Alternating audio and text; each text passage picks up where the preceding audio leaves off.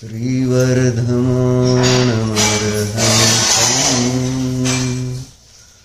नत्वा बालप्रबुद्धये विरच्यते मितस्पष्ट संदर्भन्यायदीपिका।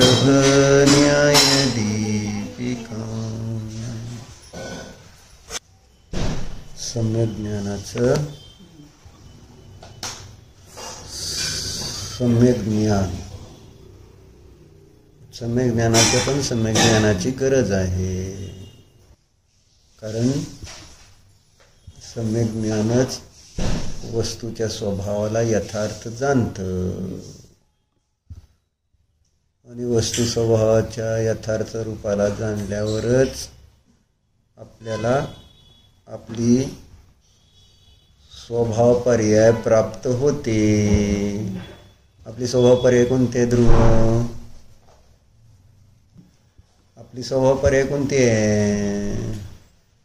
कायच माहित नाही यार तुला? काय करतो कोणाचं? हा बरं, सिद्ध पर्याय ही आपली स्वभाव पर्याय आहे।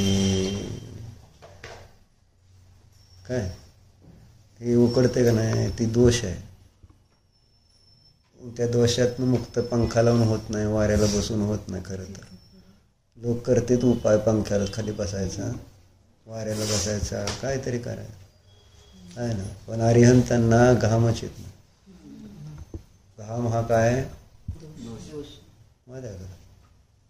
मग त्याचा नाशाचा उपाय काय? घाम नष्ट कसा होणार? शरीरच नाही राहिल्यावर सोपं आहे की काय? दुसरं उपाय काय? शरीर आल्यावर घाम येते, शरीर नसल्यावर घाम कुठून येणार?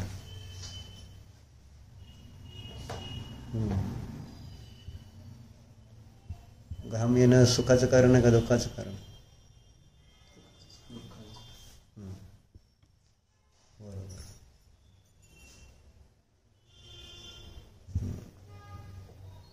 घाम येणं अथवा न येणं सुख दुःख रूप आहे का? त्या संबंधी आपल्या कल्पना कशा आहेत त्यानुसार। कारण काही प्रसंगामध्ये घाम येणं गरजेचं असतं, जसं ताप आल्यानंतर घाम आला तर चांगलं लक्षण असतं तुला माहिती, मग कसं दुःखाचं कारण? घाम येणं येणं हे काय महत्वाचं नाही। घाम ज्या परिणामाने येतो ते परिणाम महत्वाचं। त्यामुळे होणारं जे दुःख असू दे नाहीतर सुख असू दे ते सगळे कर्मजनित परिणाम आहे, म्हणून ते दोष आहेत। तर चर्चा कशासाठी चालली ती? कशासाठी चालली ती? स्वभाव पर्याय प्राप्त करायची आपल्याला। कोणती पर्याय प्राप्त करायची?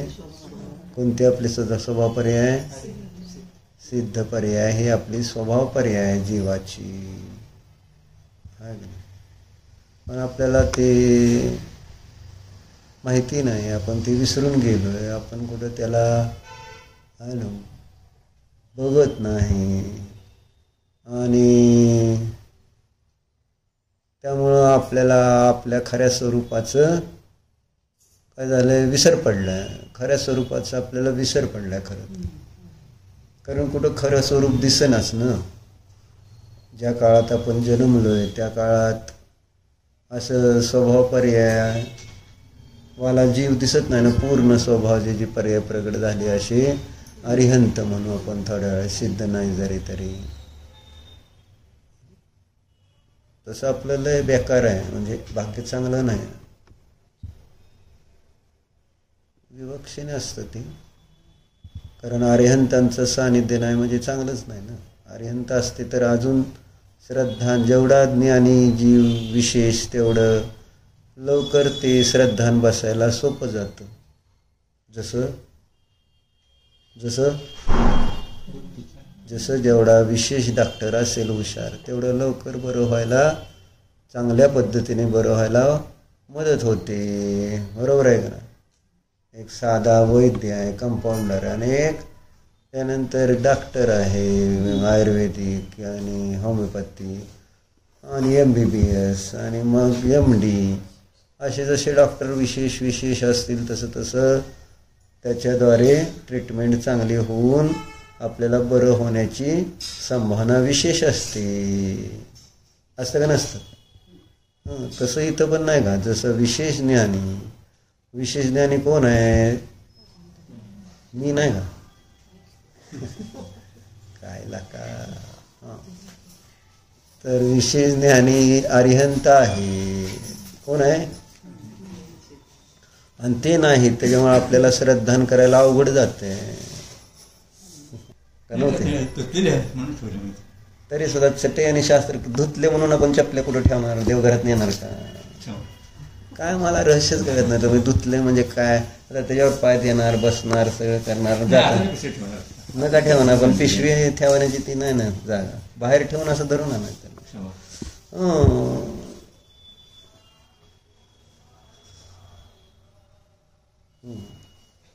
म्हणजे तुम्हाला जसं सगळं व्यवस्थित लागतं तसं मला पण व्यवस्थित लागतं सगळं. असं आहे. जिनवाणी देव आहे का ना, गुरु, सगळ्यांची एक व्यवस्थित विनय झाला पाहिजे.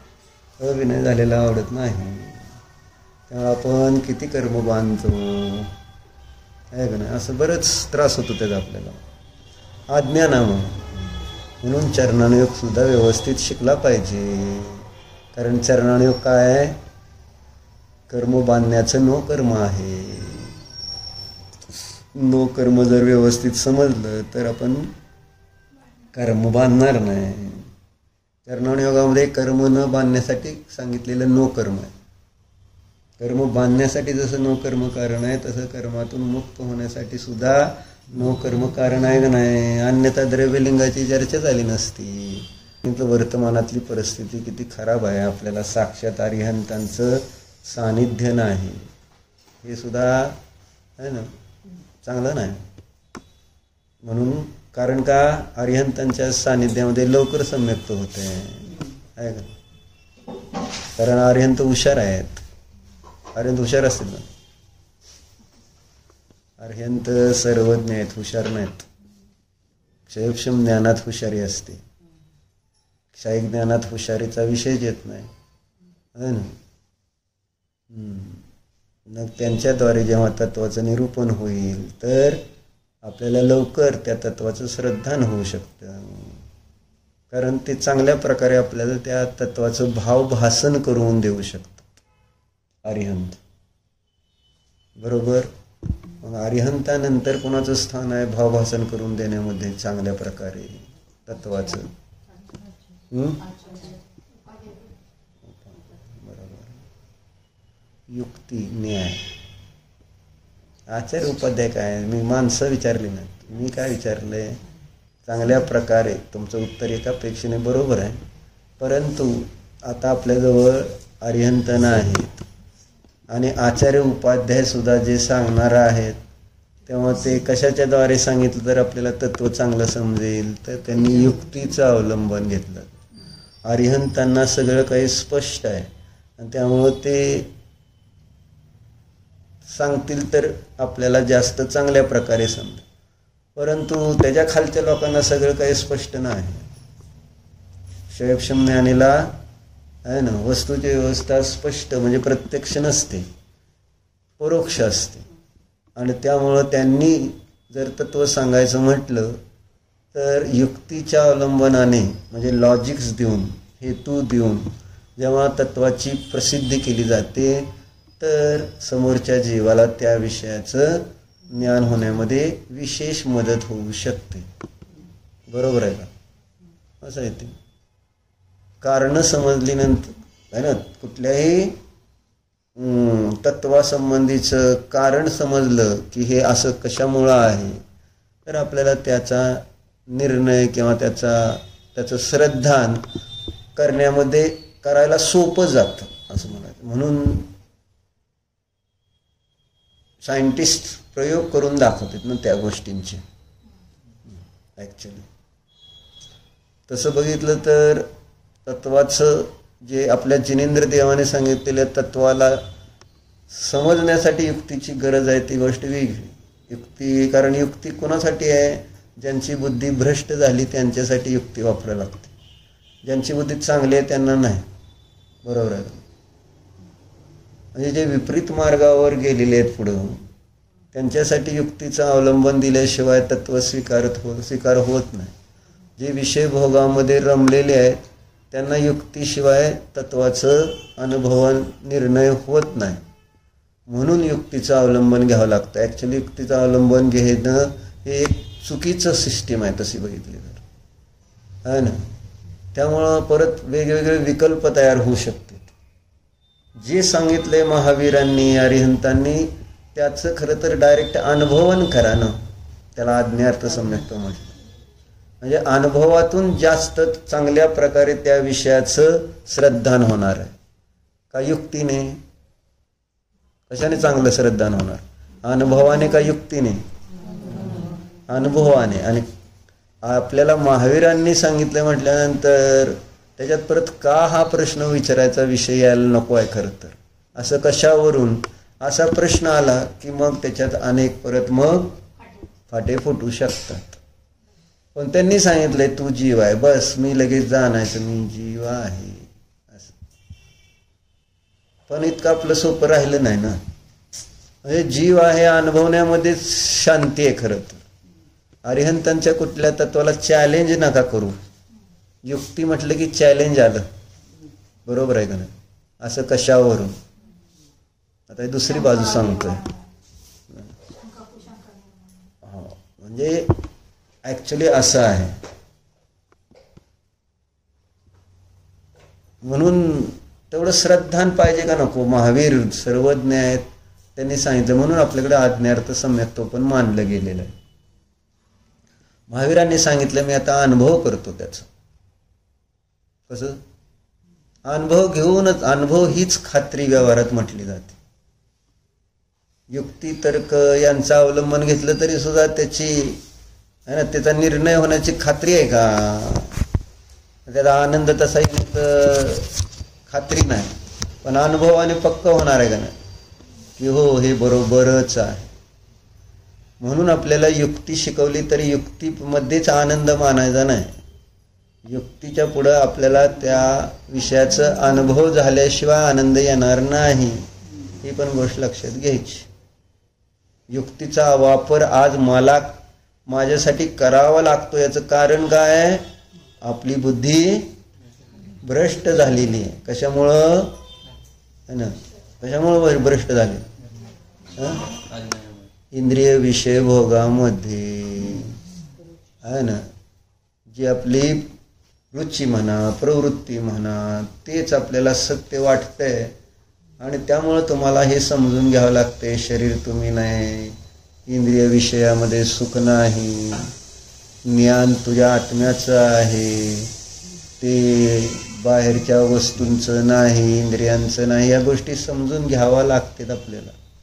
ॲक्च्युली किती चुकीची सिस्टीम झाली. जो आपला स्वभाव आहे त्या स्वभावाचा निर्णय करावा लागतो आपल्याला अगोदर. अनुभव तर नंतर येणार. असं होतं. आता आज युक्तीच्या अवलंबनाशिवाय निर्णय होणार नाही.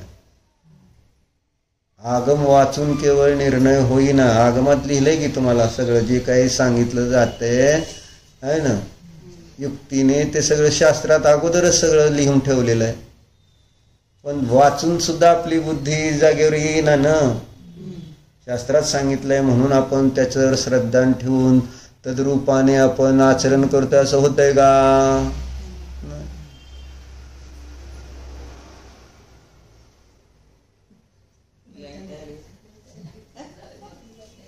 आपलं तुम्हाला परीक्षा कुठं करायचं? युक्तीमध्ये का हां परीक्षा काय परीक्षा करा म्हणतात. कोणाची करायची? हे सत्य हे सत्य. हां मग काय म्हणायचं? कशात करायची? कशात म्हणजे? युक्तीमध्ये युक्तीमध्ये का आज्ञेमध्ये? जे सांगितलं ते हां सत्य. हां मग परीक्षा कशाची करायची असते सांग? परीक्षा प्रधानीपणा म्हणतात. हो मग कशाची परीक्षा करतो आपण? कशात करायची? कशाची असते? आपल्या बुद्धीची असते, वस्तूची असते का? परीक्षा कोणाची आहे? आपल्या बुद्धीची. बरोबर. मग ती का करायची? मग आपण जे वाचले ते बरोबर आहे का चुकीचं याचा निर्णय होण्यासाठी. आणि तो निर्णय का करायचा आहे? कारण आपण चुकीची श्रद्धा करून बसलोय म्हणून. आणि आपली तेवढी श्रद्धा नाही म्हणून जे सांगितलं बरोबर आहे त्याच्यावर जर फुल श्रद्धा नसलं तर युक्तीचं गरज काय? परीक्षा करायची गरज काय? म्हणजे आवश्यकता नाही आहे. ज्याला आज्ञासम्यक्त्व आल्याला परीक्षा करायची गरज आहे का? नाही. त्याचं एक श्रद्धा झालं हे खरंच हे आहेत ना, हे खरे असं एक सांगितलं जात. पण आपल्याकडे एक्स्ट्रा बुद्धी आहे ना, त्या एक्स्ट्रा बुद्धीनं आपण एक्स्ट्रा कामं करतो दुसरी, त्यामुळं त्याला परीक्षेची गरज पडते. खरं तर बरेच जीवांना म्हटलं निसर्ग सम्यक्त्व म्हणून जर सांगितलं. निसर्ग सम्यक्त्व म्हणजेच आज्ञा, म्हणजे आपोआप होते. आपोआप त्याने समोर जे जसं आहे तसं सहजतेनं श्रद्धान होऊन. आणि अधिगमज म्हणत असताना त्याला प्रयत्न करावा लागतो. प्रयत्न, उद्देश म्हटलं एक व्यवहाराने, पण प्रयत्न, पुरुषार्थ, विशेष प्रयत्न केल्यावर सम्यक्त्व होतं. त्याचं नाव अधिगमज. अधिगमज म्हणजे एक सामान्य कथन केलं उपदेशाशिवाय आणि उपदेशाद्वारे. उपदेशाशिवाय होतं ते निसर्ग, जे उपदेशाने होतं ते अधिगमज. असं एक सामान्य कथन आहे का ना. ही मालक धर्माचे आले बघितलं. म्हणजे ज्या आपल्या मर्जीने शास्त्राला येत ना त्याला धर्माचे मालक म्हणायचं. धर्म त्यांचा मालक नाही. कोण मालक आहे? कोण कोणाचा मालक पाहिजे? सांग ध्रुव. पाहिजे का नाही? कोण कोणाचा मालक आहे तसं? आपल्या मर्जीने सगळं करायचं असं. म्हणजे तिथं मधुर मिलनमध्ये जर एक्स्ट्रा तास झाले तर किती रुपये असते? तर तासाला किती चार्ज आहे? आता भाडं दिवसाचं, म्हणजे दिवसाचं भाडं म्हणजे 23 तासाचं भाडं ठरवलेलं आहे त्यांनी. 23 तासाला 99,000 रुपये असं ठरलं आहे. त्यात काय काय येणार ते सगळं सांगाल चुकून बरं का. झोपेत सुद्धा सांगतो तो कधी कधी आहे ना. दिवसभर ते सांगितलं ना, झोपेत पण येतं. पॅकेजमध्ये 6 रूम येणार, बाया येणार, ट्रॅक्टर येणार, साऊंड सिस्टम येणार, खुर्च्या येणार, गाद्या येणार. काय म्हणतोय, काय बोलतोय कोणाष्ट. तुम्ही तसं टेन्शन घेऊ नका जर कधी बोलला तर. आणि मग हे भाडं 23 तासासाठी आहे आमचं. त्यानंतर जेवढे तास तुमचे वाढतील तर एका तासाला 4,000 रुपये चार्ज लागेल. किती पण वापरा. काय इथं एका समयाचा लावू का एका सेकंदाचा लावू चार्ज? म्हणजे किती होतील आणि ते चार्ज परवडेल का? परवडणार नाही. गती बिघडते त्या चार्जनं. म्हणजे तो चार्ज 4 गतीचा आहे, पैशातनं नसतं तो चार्ज मिळवतो. आणि म्हणजे जे काय म्हणत चार्ज म्हणजे काय म्हणत त्याला? एक्स्ट्रा पैसे. चार्ज म्हणजे काय म्हणत त्याला? तुम्हाला जास्त दंड भरावा लागेल असा त्याचा अर्थ. चार्जेचा अर्थ पेनल्टी असा अर्थ. मग इथं पेनल्टी काय आहे? धर्माच्या क्षेत्रामध्ये जास्त संसारामध्ये फिरावं लागेल. जेवढा वेळ आहे ना आपण उशीर करणार तेवढा त्या गती तेवढे भाव जर वाढले तर काय होईल विचार केला कधी? एवढं आपण त्याला सिरियसली घेत नाही असं. तिथला 1 तास महत्त्वाचा आहे, इथला एक एक समय महत्त्वाचा आहे, एक एक क्षण महत्त्वाचा आहे. कारण आपण वाचलंय ते वाक्य कोणतं?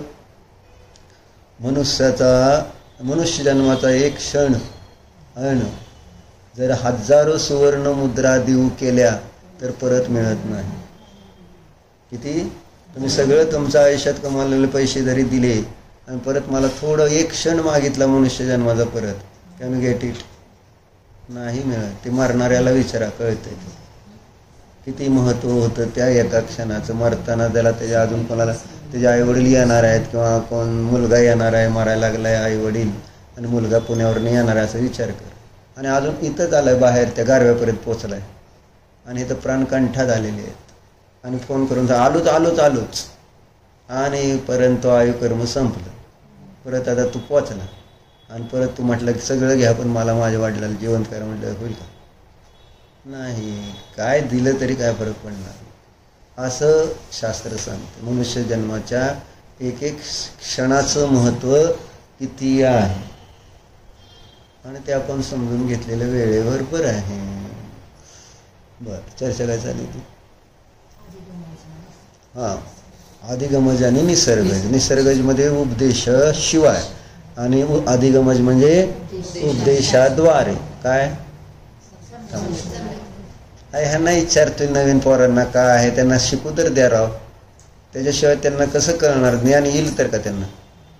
म्हणजे मला माहिती आहे तुम्हाला, मग तुम्हाला काय विचारत नाही? जे विचारायचं तुम्हाला ते बरोबर विचारतेच की. हे अशीच अडाणी राहतील. एकतर शिकायचा अभ्यासाचा प्रमाद असतो यांचा.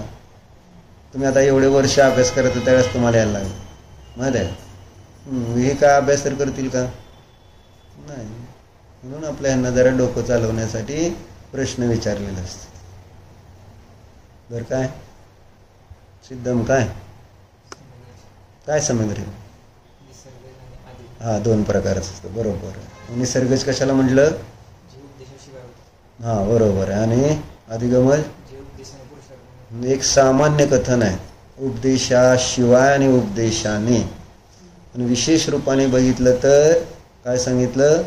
ज्या सम्यक्त्वासाठी विशेष प्रयत्न करावा लागत नाही, विशेष प्रयत्न न करता सहजतेने आहे ना, मागचं जातीस्मरण होऊन आहे ना, आणि आत्तासुद्धा विशेष बुद्धीचा वापर न करता सहजतेने त्या विषयाची प्रतीती होणं, त्याला म्हटलेलं आहे ना निसर्ग. पण सम्यक्त्व आज आपल्या सगळ्याला कोणतं सम्यक्त? मुख्यतेने अधिगमच. का? कारण किती प्रयत्न करावे लागतात सम्यक्त्वासाठी. किती प्रयत्न केले तरी होतंय का लवकर सांगा? म्हणजे पुन्हा पुन्हा त्या विषयाचं वेगवेगळ्या पद्धतीनं ज्ञान करून देऊन सुद्धा, वेगवेगळ्या अनुयोगाचा अभ्यास करून सुद्धा सम्यक्त उत्पन्न होणं कठीण जातं. म्हणजे विशेष पुरुषार्थ करावा लागतो. आणि त्या विशेष पुरुषार्थाचं नाव काय आहे? युक्ती. कारण प्रमाण नयाचंच दुसरं नाव युक्ती आहे. प्रमाण नये रधिगमः सूत्र आहे ना, तर प्रमाण नयालाच शास्त्रामध्ये काय म्हटलेलं आहे? न्याय नाव दिलेलं आहे. न्याय कशाला म्हणायचं? प्रमाणाने नय. का प्रमाणाने नयाला न्याय म्हणायचं? कारण न्याय ग्रंथामध्ये प्रमाण आणि नय या ज्ञान पर्यायांनाच स्पष्ट केलं गेलेलं आहे. त्याचं लक्षण सांगितलेलं आहे आणि त्यांची परीक्षा केलेली. कोणाची?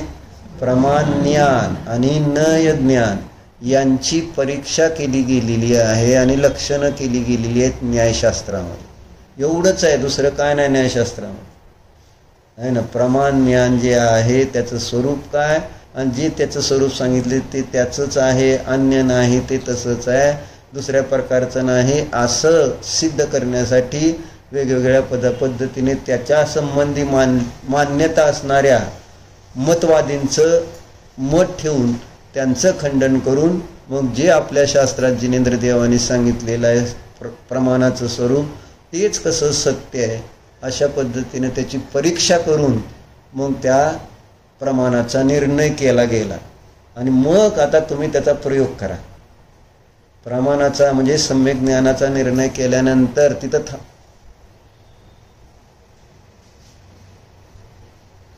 डोक्यावर पदर घ्या हो. काय सांगताय? हां, मग प्रयोग पुढं त्याचा उपयोग करायचा आहे. अजून तुमच्याकडे ज्ञानच नाही ज्याचा उपयोग करायचा आहे. ते खरं तर त्या ज्ञानाचं सम्यक ज्ञान नाही. ज्या ज्ञानाद्वारे आपल्याला आपल्या आत्म्याची प्रतीती प्राप्ती होणार आहे त्या ज्ञानाचं अज्ञान असल्यानंतर मग आपण जो काही धर्म करतो आहोत ती आपण कल्पना, म्हणजे ते ॲक्च्युली असा धर्म अनंत वेळा केलेला आहे, माहिती आहे. आणि तो करत असताना आपल्याला असं वाटत नाही की हा धर्म नाही आहे म्हणून.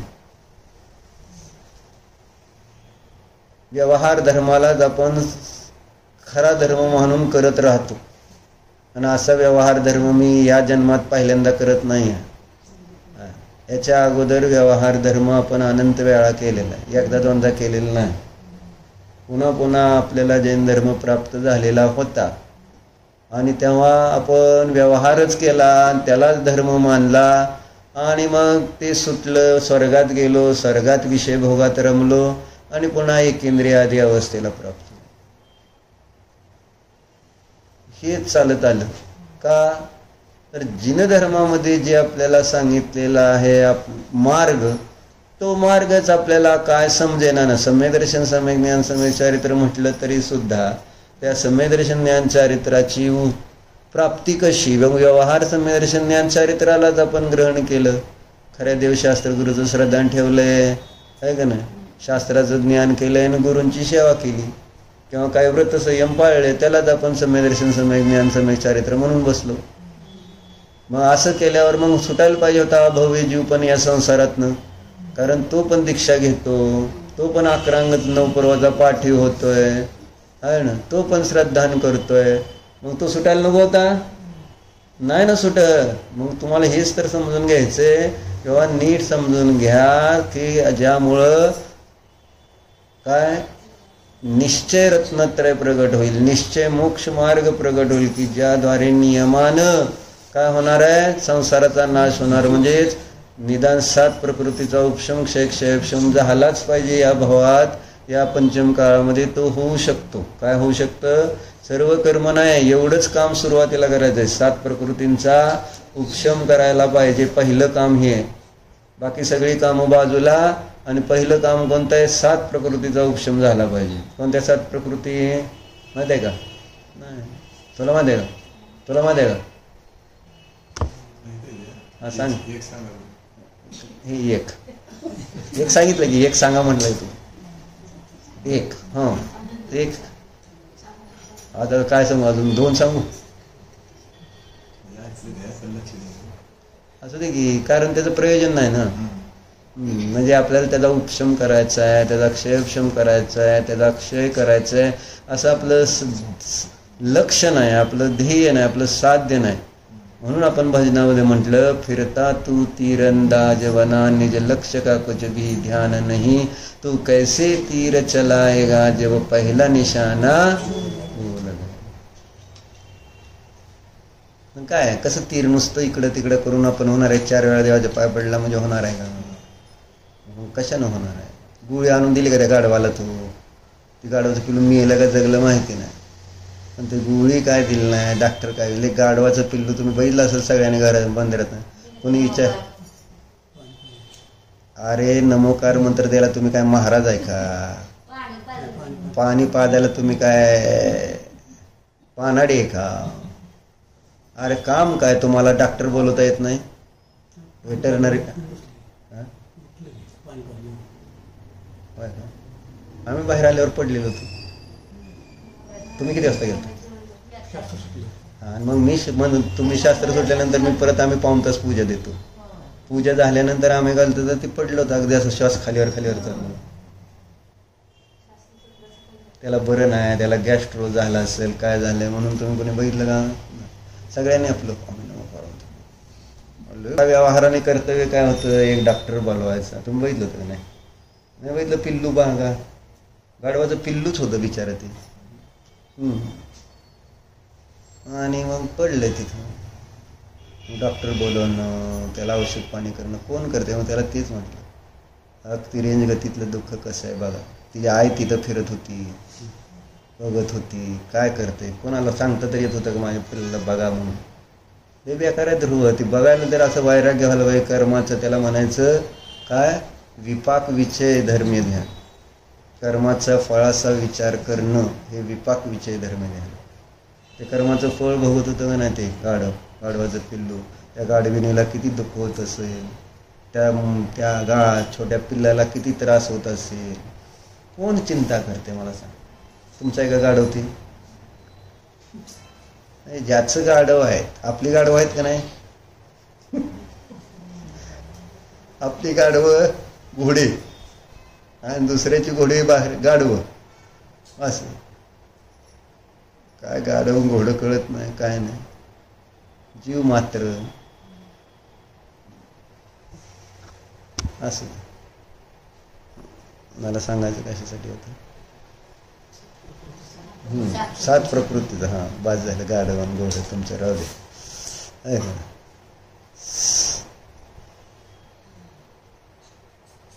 अहो मी सांगतोय ते ऐक, तुम्हाला लिहायचं असलं तुमच्या वहीत की त्यांच्याकडे काय बघायचं आणि लिहायचं काय लिहिते ते. हां तुम्ही लिहिना आणि माझं ऐकणं आणि त्यांचं बघून काय होणार आहे. काय लिहितात बघायचं ना. वेगळीच जिज्ञासा माणसात. मग काय सांगते. 7 प्रकृती कोणत्या की ज्याचा आपल्याला उपशम क्षयपशम क्षय करावा लागेल, त्याच्याशिवाय आपल्याला संसारातून मुक्ती नाही. त्याच्याशिवाय नाही. आणि आपल्याला तेच माहिती नाही. सोपं काम आहे. सगळ्या कर्मानंतर नष्ट होते ज्याची 7 प्रकृती नष्ट उपशम होतो ना, त्याच्या नियमानं सगळ्या कर्माचा नाश होऊन मोक्षाला जातो. इतकं इम्पॉर्टंट आहे 7 प्रकृतीचा उपशम होणे. कोण विचार करते सांगा त्याच्यात. 7 प्रकृतीच माहिती नाही आणि त्याचा उपशम म्हणजे काय माहिती नाही, क्षयपशम म्हणजे काय माहिती नाही. आणि मग ते कसा होतो त्याच्यावर मग काय कोणत्या सांग.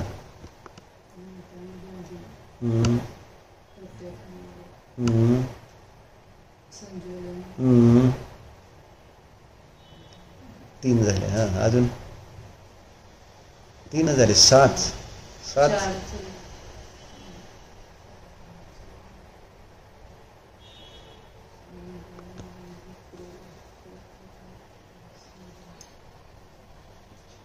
सुजय बोल सांग. हां किती झाले. 5 का 4.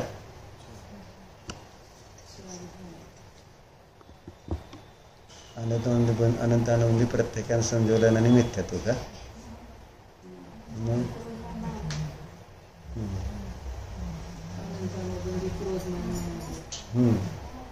मग किती झाले. 8 झाले का. मग किती करायच्या. 7च पाहिजेत बस आपल्याला. कोणत्या 7. अनंत संसाराला कारणभूत कोण आहे. मिथ्यात्व. मिथ्यात्व हे सगळ्याचं मूळ आहे. पहिल्यांदा त्या मिथ्यात्व प्रकृतीचा जोपर्यंत उदय असतो तोपर्यंत सम्यक्त होत नाही. उदय कळतं ना. उदय उदय म्हणजे कर्म निर्जरित होणं. कर्माची निर्जरा होणं त्याला उदय म्हणायचं. कर्माची निर्जरा होणं. उदयाला येऊन निघून जाते. उदयाला येऊन निघून जाते का नाही. उदय आता कुठलाही आल्यानंतर राहतो का. झाडाचं फळ त्या ठिकाणी पडतं ते त्याचं नाव काय.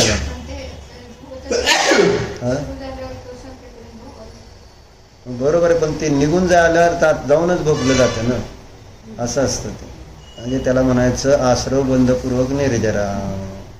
उदयाचं नाव आहे आश्रव बंधपूर्वक निर्जरा. आणि जे उपशम क्षयक्षम त्याला संवरपूर्वक निर्जरा म्हणायचं. उदय कर्माचा उदय. मनुष्य गती कर्माचा उदय आहे तुला म्हणून तू कोण आहे. मनुष्य आहे. मग पुरुष वेदाचा उदय आहे म्हणून तू कोण आहे. पुरुष आहे. बरोबर आहे. म्हणजे असे हे सगळे काय आहेत कर्म आहे आणि त्यांचे उदय. मग तुला सुख आहे दुःख आहे काय तर कर्माचे तसे उदय. 7 कर्माचा उदय तर सुखी आहे. असाता कर्माचा उदय तर दुःखी आहे. असे सगळे कर्माचे उदय. तर यातलं एक प्रकृती कोणती आहे जे अनंत संसाराचं कारण सांगितली. मिथ्यात्व. मोहाची मिथ्यात्व नावाची प्रकृती आहे की ज्यामुळं मला शरीर आत्मा ह्या 2 गोष्टी म्हणजे मी आणि बाकी सर्व गोष्टी यांच्यामधलं अंतर समजत नाही.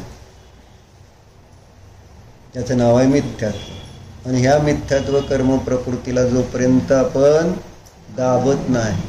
पहिलं काम आहे उपशम करणं. उपशम म्हणजे दाबणं. म्हणजे त्याला उदयात न येऊ देणं. अशा पद्धतीची ती व्यवस्था परिणामाच्या द्वारे केली जाते. त्याला म्हणायचं असतं करणलब्धी. त्या करणलब्धीरूप परिणामाने अशी व्यवस्था होती त्या कर्म प्रकृतीच्या उदयाला. ते जसं सांगितलं काय अंतरकरण म्हणतात त्याला. करणलब्धीमध्ये काय केलं जातं अंतरकरण. अंतरकरण म्हणजे काय करते जसं एखादा पुढारी येणार असेल रस्त्यानं तर इकडच्या गाड्या इकडे थांबवते, तिकडच्या गाड्या तिकडे थांबवते आणि मधला रस्ता त्या मंत्र्याला जायला मोकळा करते. तसं उदयात येणारं मिथ्यात्वाचं कर्माला आहे ना थोडंसं दाबायचं, किंवा पुढं उदयाला येणार म्हणजे आत्ता थोड्या काळपर्यंत उदयाला येणार नाही अशा प्रकारे त्याची अवस्था करण्याचं कार्य जीवाचे भाव करतात. कारण जीवाच्या भावानेच कर्म बांधले जातात आणि जीवाच्या भावानेच त्याच्यात संक्रमण, अपकर्षण, उत्कर्षण अशा त्या गोष्टी घडत असतात, है ना. म्हणून आपण भाव जर केले, करण लब्धीचे भाव असे त्याचे भाव आहेत, म्हणजे परिणामाची उत्कृष्ट विशुद्धी असते त्यावेळेस. आणि त्या विशुद्धीमुळं ते मिथ्यात्व कर्माचा उदय, त्यावेळेस अजून उदय चालूच असतो, है ना. करण लब्धीच्या शेवटपर्यंत मिथ्यात्वाचा उदय चालू असतो. परंतु त्या परिणामामुळं काय होतं की ते पुढं उदयाला जे येणार आहे तसा गॅप तयार करतं, गॅप एक जागा तयार करतं की त्या जागेमध्ये तुम्ही स्वभावाचं वेदन करता, म्हणजे मिथ्यात्वाचा उदय राहत नाही. त्यावेळेस तुम्हाला तिथं सम्यक्त्वाची उत्पत्ती होते तुमच्या निज ध्रुवाच्या लक्षानं. असं ते कार्य होत असतं. हे कर्णयोग आपल्याला शिकवतं. गॅप पडला पाहिजे ना, गॅप. मिथ्यात्वात गॅपच नाही पडला तर मग आपल्याला आपल्या स्वरूपाचं वेदन होत नाही. अंतर थांबा हे राव, 3 तुकडे काय गडबड आहे तुम्हाला करायची? 3 तुकडे कशासाठी करायला? प्रथम उपशम सम्यक्त होताना 5च होते फक्त, 7 होत नाहीत, तुम्हाला माहिती म्हणजे सांगतो. कारण त्यावेळेस 3 तुकडे झालेले नसते. नंतर 3 तुकडे होते, परत जातो खाली परत वर येतो, त्यावेळेस 7 प्रकृती होते, त्यावेळेस तो क्षयक्षम होतो. सांगायचं काय सांगायचं? मिथ्यात्वाला उदयात न येऊ देण्यासारखं काम करायला पाहिजे का नको? आणि माझे परिणाम काय चाललेत? वर्तमानात तर उदय आहेत, भविष्यामध्ये सुद्धा त्याचा उदय निरंतर आहे ना. राहण्यासारखेच माझे जर वर्तमानात परिणाम राहिले तर मला सम्यक्त्वाची संधी सुद्धा मिळणार नाही. सम्यक्त होणार कसं? मिथ्यात्वाचा उदय चालू असतो. मग असं काय करायचं की जेणेकरून तो मिथ्यात्व उदय थांबला पाहिजे? म्हणून सांगितलं बाबा तुम्ही स्वतःला लक्ष करा, उपयोग एकाग्र करा. म्हणून त्या 5 लब्धी सांगितल्या. 5 लब्धी माहिती आहेत का तुम्हाला? बरे, तुला माहिती आहे 5 लब्धी? तुला माहिती आहे का? सांग. मती ज्ञान, हां बरं, सॉरी, हां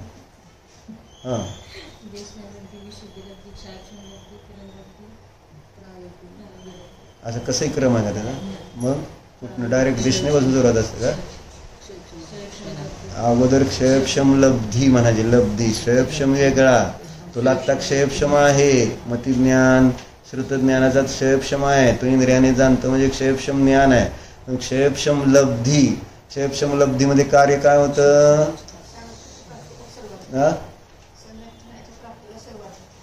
तसं नाही. क्षयक्षम लब्धीचं कार्य काय? क्षयक्षम लब्धीमध्ये आहे ना काय होतं की ज्या मग पुढे जाऊन ते सम्यक्त होणार. हे सगळं अंतर्मुहूर्तात घडतं बरं का.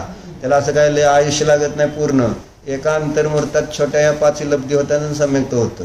एकदम छोट्या अंतर्मुहूर्तात फटाफट अनादि मिथ्या दृष्टीला काय असं त्याला तुम्ही म्हणसाल मग आता क्षयक्षम लब्धी करतो, शास्त्र वाचतो म्हणजे क्षयक्षम लब्धी होत नसते. आणि ते अंतर्मुहूर्ताचं काम आहे. क्षयक्षम लब्धीमध्ये असे परिणाम बनते जीवाचे, परिणामाची विशुद्धी, एक गुड फिलिंग्स, असे चांगलं भाव. आणि ते चांगले भाव कशामुळे होणार आहेत? आणि तत्वचिंतनानेच होणार असते. मग तेव्हा ती क्षयक्षम लब्धी होते पहिल्यांदा. त्यास काय घडतं? काय घडतं क्षयक्षम लब्धीत? आणि विशुद्धी लब्धीमध्ये काय होतं? सगळ्याकडे विशुद्धी लब्धीच असते की असं सांगितलं. विशुद्धी लब्धीत क्षयक्षम लब्धीत होतं का? काय होतं सांगा? तुम्ही शिकलाही राहू, कर्णाने शिबिर जाताय करताय. काय करायचं ते करण लब्धीत तुम्हाला विचारलं का? काही सांगून म्हणलं तुम्ही? क्षयक्षम कुठं विचारलं मी तुम्हाला? काय चाललंय तुमचं? येण्याचं बहादर मी म्हणलं ना सगळं अवघड आहे असं. शांती राखा.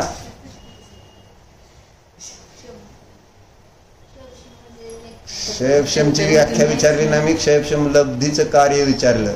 तर क्षयक्षम लब्धीमध्ये सोपं लक्षात ठेवायचं, पाप कर्माची अनंत गुणी हानी होते. परिणाम जे आहेत सगळ्यामध्ये विशुद्धीच असते, पण प्रत्येक विशुद्धीचं कार्य वेगवेगळं आहे ना. म्हणजे जसं जसं वर चढत जातं तेवढी विशेष विशुद्धी, ती विशुद्धी जशी वाढत जाईल तशी कामं वेगळी होत जाते.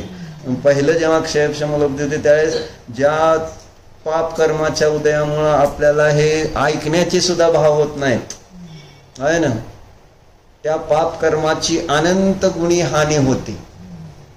कारण पाप कर्माची ज्याची हानी होत नाही त्याला शास्त्र ऐकायचे भाव होत नाहीत, मंदिरात जायचे भाव होत नाहीत, तत्व समजण्याची जिज्ञासा होत नाही.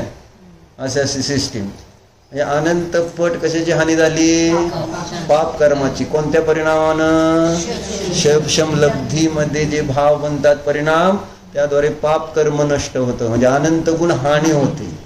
मग विशुद्धी लब्धीनं काय होतं? तर दुसरी लब्धी कोणती आहे? विशुद्धी. विशुद्धी लब्धीनं काय होणार?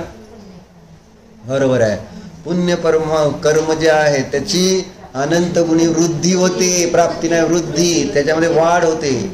कारण जेवढं आपल्याजवळ पुण्य तेवढं परिणामाची विशुद्धी होण्यासाठी ते सहकारी कारण आहे बाहेरचं. म्हणजे आपले परिणाम इतके विशुद्ध झाले की ऑटोमॅटिक पुण्यकर्माची वृद्धी झाली. वृद्धी झाल्यानंतर पुढे काय होतं? मग आता हे पाप संपलं, पुण्य वाढलं आणि मग देशना लब्धी येते. म्हणजे ऐकण्याचे परिणाम केव्हा होते? आणि ऐकणं म्हणजे देशना लब्धी आहे का? तुम्ही तर ऐकता म्हणून देशना लब्धी आहे का? देशना लब्धी कशाला म्हणायचं? तत्वग्रहण करण्याची योग्यता देशना लब्धीमध्ये का?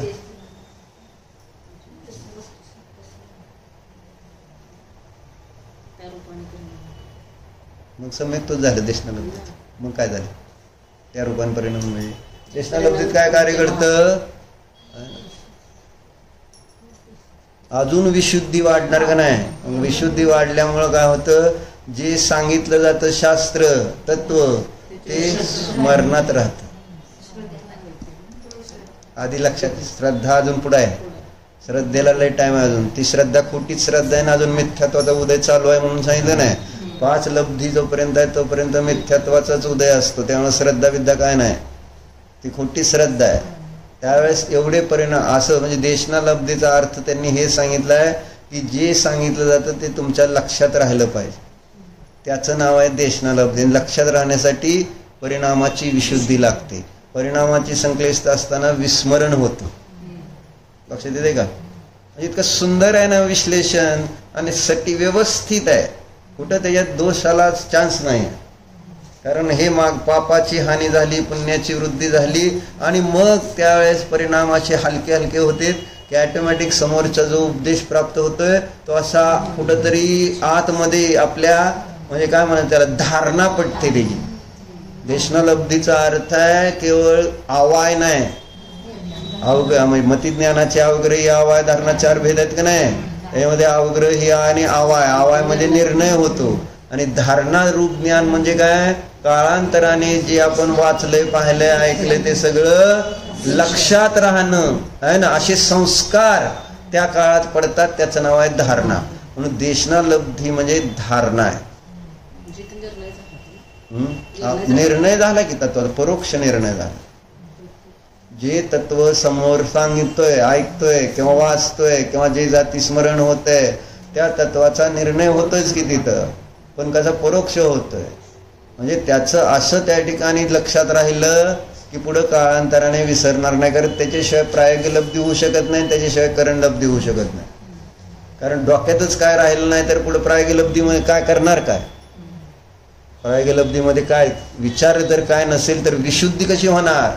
विशुद्धी होण्यासाठी तुम्ही जे ऐकलेलं असतं ना ते तुमच्या धारणेचा अर्थ विस्मरण नाही व्हायला पाहिजे. आणि आपण रोज विसरतोय. कारण काय विसरतोय? शास्त्र विसरतो आणि लगेच विसरतो. आपल्याला विचारलं तर लगेच सांगता येत नाही की नेमकं काय सांगितलं असं ऐकलं की आपोआप त्याचं पुन्हा विचारलं किंवा आपल्याला त्या विषयाचं चिंतन करण्यासाठी तर आपल्या डोक्यात राहिलं पाहिजे का नको? म्हणून देशना लब्धीचा अर्थ, देशना आणि देशना लब्धीमध्ये अंतर आहे. देशना म्हणजे तुम्ही रोजच ऐकताय शास्त्र, ही झाली देशना. देशना लब्धी काय झाली? जो तुम्ही ऐकताय त्याची धारणा पडणं, त्याचे असे संस्कार पडणं की पुढं ते माझ्या लक्षात राहतील, है ना. आणि ते केव्हा घडतं? अजून विशुद्धी वाढावं लागते. क्षयक्षम लब्धीपेक्षा जास्त विशुद्धी विशुद्धी लब्धीमध्ये, आणि विशुद्धी लब्धीपेक्षा अजून जास्त विशुद्धी देशना लब्धी. मग लक्षात राहिल्यावर पुढे काय करतो? जे तत्व ऐकलंय है ना त्या संबंधी मग युक्ती आदीचा अवलंबन घेऊन विचार करतो, त्याच्यावर चिंतन करतो की जे ऐकलं ते असं आहे तसं आहे. म्हणजे कारण चिंतनाने अजून विशुद्धी वाढते. जे तत्व आपण वाचतो ऐकतो का नाही त्या संबंधी जो जीव चिंतन करतो त्याच्या परिणामाची विशुद्धी अजून वाढलेली असते. तुम्ही बघितलं असलं तर त्याला प्रायोगिक लब्धी म्हणायचं. आणि ते चिंतन केव्हा होईल? धारणेत देशना लब्धीद्वारे जे तत्व ग्रहण केलंय ते धारणेत पडलं तर चिंतन करता येईल. जर धारणेत नसलं तर चिंतन काय करणार? म्हणून चिंतनासाठी धारणा महत्वाची, त्याच्याशिवाय तुम्हाला जमणार नाही ते. म्हणून धारणेमध्ये देशना लब्धीमध्ये धारणा होते आणि त्यानंतर प्रायोगिक लब्धीमध्ये त्या विषयासंबंधी कोणता स्वपरतत्व, मी कोणतं तत्व आहे, पर कोणतं तत्व आहे या संबंधी तो मग थोडा चिंतन करतो, विचार करतो, स्वतः विचार करतो. देशना लब्धीमध्ये सांगितलेलं असतं आणि प्रायोगिक लब्धी म्हणजे युक्तीमध्ये आलेलं आहे. स्वतः आपल्या बुद्धीनं त्या विषयाचं चिंतन करत असताना अजून त्याची विशुद्धी वाढते है ना. आणि ती विशुद्धी वाढत जाऊन तिथपर्यंत अभव्य जीव पण जातो. कोण? अभव्य. माहिती आहे का? कारण अभव्य जीवाला करण लब्धी होत नाही आणि सम्यक्त पण होत नाही. कारण जो जीव करण लब्धीमध्ये पोचतो त्याला नियमानं सम्यक्त होतं. महाराजी तर फार छान फळ्यावर समजून सांगायचे त्यावेळेस क्षीरसागर महाराज. म्हणजे करण लब्धी म्हणजे त्यांनी सांगितलं की मुलगा आणि मुलीचं लग्न चाललेलं असताना मुलीने तो हार मुलाच्या गळ्यात घालती ना, तर ते सोडलेला आहे, ते सोडलाय हार वर्ण आणि त्याच्या गळ्यात पडतंय, त्यामधला जो गॅप आहे आता नियमानं पडणारच आहे तो, त्याला म्हणायचं करण लब्धी. तसं करण लब्धीत पोचला तर नियमानं आहे ना मुक्तिरूपी सुंदरी ने कोणाला हार घातला? ध्रुवाला. मग लग्न झालं म्हणजे सम्यक असं असतं ते. मग करण लब्धीमध्ये मग त्या चिंतनाने कुठे तो करण लब्धी, करण लब्धी मधल्या परिणामाच्या विशुद्धीने ती विशुद्धी समजावून सांगण्यासाठी आचार्याने मग त्याच्यात 3 प्रकारचे करण परिणाम सांगितलेत: अधकरण, अपूर्वकरण आणि अनिवृत्त. त्याच्यात मग एकेका करण परिणामामध्ये परिणामाची विशुद्धी दाखवलेली आहे. ते सगळं गणित मांडून असं चांगला कर्ण योग सुद्धा शिकला थोडाफार तर आपल्याला त्याच्यातनं थोडं एक तत्व सांगितलेलं असतं, त्याचं एक निर्णय करता येतो की काय घडतं नेमकं त्या परिणामामध्ये करण लब्धीच्या. अशी विशुद्धी होते कशी की ज्यामुळं मला आहे ना गॅपच मिळाला नव्हता. गॅप, स्पेस जो पाहिजे मला तो स्पेसच मिळालेला नव्हता. तो स्पेस करण लब्धी क्रिएट करते, क्रिएट पुढे कोणता स्पेस प्रकट करते? ध्रुवाची अनुभूती करण्याचा स्पेस. कारण मिथ्यात्वाचा उदय चालत असताना ती ध्रुवाची अनुभूती होतच नाही, स्पेस लागतो त्याला मिथ्यात्वाचा. असं ते कर्माचं विशेष. आपण कर्माला महत्व देत नाही पण कर्माचं असं महत्व. जर मिथ्यात्व कर्माचा उदय ते आपणच आपल्या खोट्या भावाने बांधलेलं असतं, दुसरे कोण नसतं, आपल्याच भावाने बांधलेलं असतं. ते असं बांधले की मला माझीच अनुभूती होऊ देत नाही. असं विचित्र आपण कर्म करतो, आपल्याला कळत पण नाही आपण काय करतो. असं होतंय नाही. आपल्याला आपली अनुभूती होऊ न देण्याचं काम मी करत असतो. म्हणजे आपणच आपल्या हाताने आपल्या पायावर दगड मारतो असा त्याचा अर्थ आहे. माहिती आहे? नाही तरी सुद्धा आपल्याला त्याची चिंता नाही आणि परत रडायचं. पायावर दगड मारून बघ काय होतंय, काय होणार, काय होईल? पाय मोडेल. अरे जीव मोडला की सगळा ती चालते. पाय मोडेल त्याची चिंता लागली आहे ना? जीव मोडतंय चिंता लागते कोणाला बाबा आपल्या जीवाचे हाल काय होते त्या मिथ्यात्वाच्या उदयामुळं. मी जीव आहे हे मला अनुभवायला येत नाही. असं ते वाईट कर्म आहे मिथ्यात्व. मग त्या श्रवण, ग्रहण, धारण, निर्धारण, परिणती शेवटच्या गोष्टी शेवटच की घेणार. हे सुरुवात आहे सगळे. मग काय होय काय सांगायचं होतं. म्हणून सगळी चर्चा वाचा तुम्ही. मोक्षमार्ग प्रकाशक वाचा जरा. त्याच्यात एकदम छान पद्धतीने सगळं अभ्यास करा रे. आता अभ्यास करा. आता बाद झालं. बाकी तो अभ्यास केला सगळं झाला तर हा अभ्यास करा. म्हणजे तुम्हाला कळू लागेल की काय काय असतं. सगळे त्या मिथ्यात्वाचा विस्तार मोक्षमार्ग प्रकाशक मध्ये त्यांनी किती वाजतात 6व्या अधिकारामध्ये ते खोटे देव गुरुशास्त्र, 5व्या अध्यायामध्ये ते अन्यमतवादीचं खंडन मंडन, असं सगळं क्रमाने त्यांनी व्यवस्थित त्या मिथ्यात्वाचं सगळं दिलेलं आहे. स्वरूप काय असतं ते, मिथ्यात्व काय कार्य करतं ते. आणि ते मिथ्यात्व त्याला उदयात न येऊ देण्यासारखे आपले परिणाम करणलब्धीमध्ये होते. स्पेस करतं. आणि तो करणलब्धीचा एकदम छोटा काळ असतो ते. तुम्ही असं तुम्हाला कळत पण नाही. हे सगळं केवलींच्या ज्ञानात झळकले आणि त्यांनी सांगितलंय म्हणून आपल्याला माहिती आहे. तुम्ही असं ध्यानाला बसला म्हणलं आता काय चालले करणलब्धीत चालले का प्रगलं असं तिकडे बघायचं नाही. तसं काय होत नसतं ते. आपलं लक्ष एकच निज ध्रुव आणि त्याला जाणणारी ही सम्यक ज्ञान रूप प्रत्यक्ष प्रमाण ज्ञान पर्याय. आणि मग ते सगळे बाकी काम होत जातात. झट होत जाते. असा अंतर्मुहूर्त म्हणजे 48 मिनिटं समजून का एक समय कमी आहे ना. एकदम छोट्या काळामध्ये ही सगळी कार्य अशी होऊन जाते. ती चुटके वाजवायला वेळ लागतो त्याच्यात अंतर्मुहूर्त झालेलं असतं. इतकं फास्ट होत असतं ते सगळं. पण त्यावेळेस त्याचं लक्ष कुठं असतं स्वतःकडे असतं आहे ना. मग ते सगळं बाहेरचं काम होत राहतं सगळं.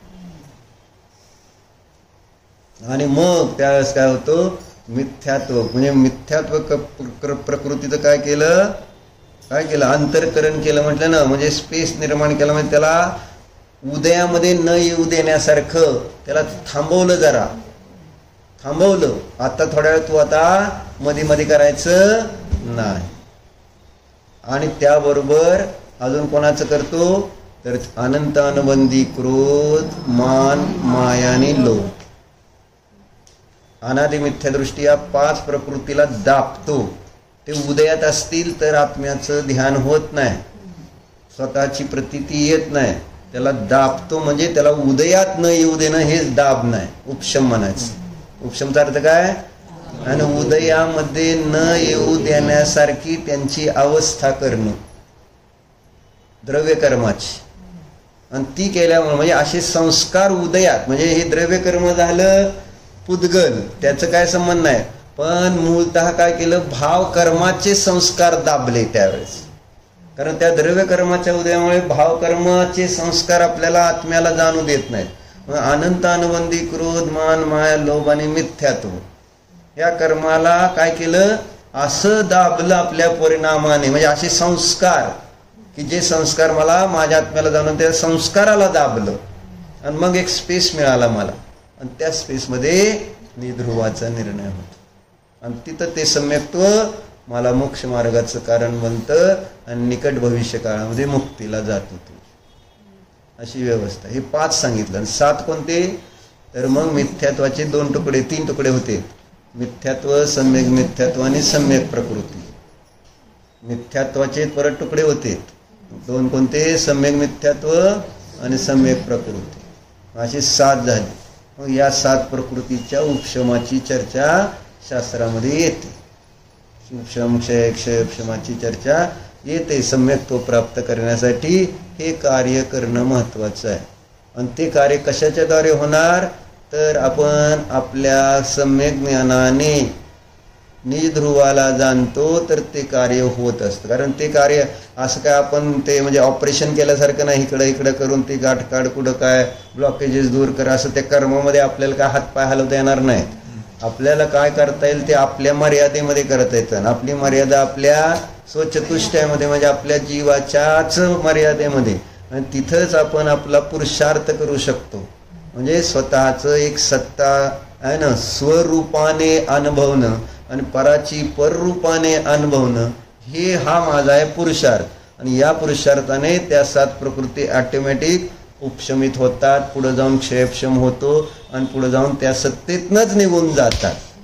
आणि हा असं क्रमाने पुढे तप करून सगळ्याच कर्माची निर्जरा करून आर्यंत सिद्ध पर्याय प्राप्त होतो. असं असं असं कार्य आहे. पण ते महत्व समजायला पाहिजे. मला काय करायचंय हे मला समजलं पाहिजे ना. त्यासाठी इथं मग चर्चा कशासाठी करत होतो, युक्तीचं अवलंबन का घ्यायचं, प्रमाण न्यायाचं ज्ञान का करून घ्यायचं. प्रमाण न्याय म्हणजे युक्ती, त्यालाच न्याय म्हणतात. कारण त्याद्वारेच आपल्याला समजणार आहे काय, त्याच्याद्वारे समजणार आहे बरोबर काय आणि चुकीचं काय, स्व काय आणि पर काय, याचा निर्णय म्हणजे स्वानुभव प्रत्यक्ष ज्याला म्हणतो ते कार्य हे सम्यक ज्ञानच करू शकतं.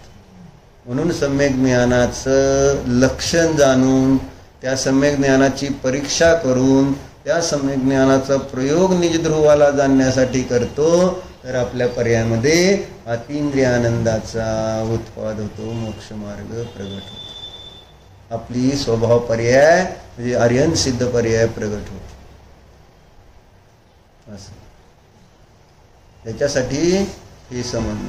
म्हणून सांगितलं की बाबा केवळ आगम वाचून चालणार नाही वर्तमानामध्ये. म्हणून विद्यानंद आचार्यांनी अष्टसहस्री लिहिताना सगळीकडे लिहिलंय, आज्ञा प्रधानी से परीक्षा प्रधानी श्रेष्ठ आहे. वर्तमानामध्ये नाही ना, आज्ञा प्रधानी नुसतं मी आमचे देव आहेत, गुरु आहेत, शास्त्र आहेत असं म्हणून त्यानं त्या ठिकाणी सम्यक्त्व नाही. तुम्हाला जे आज मिळाले त्याची तुम्ही निर्णय करणं, तुम्हाला त्याचं भावभासन होणं आवश्यक आहे. म्हणून परीक्षा प्रदानी वर्तमानामध्ये असणं आवश्यक आहे. आणि त्याच्यासाठी परीक्षा ही न्यायामध्येच आपल्याला कशी करायची हे समजते, परीक्षेचा अर्थ समजतो. नाहीतर परीक्षा लोकांची घेतली जाते, परंतु परीक्षा लोकांची असत नसती. परीक्षा ही कोणाची घेतली जाते, वर्षभर शिकल्यानंतर कशाची परीक्षा घेतली जाते, तुम्हाला किती कळलंय म्हणून पेपर असते. कळलं का?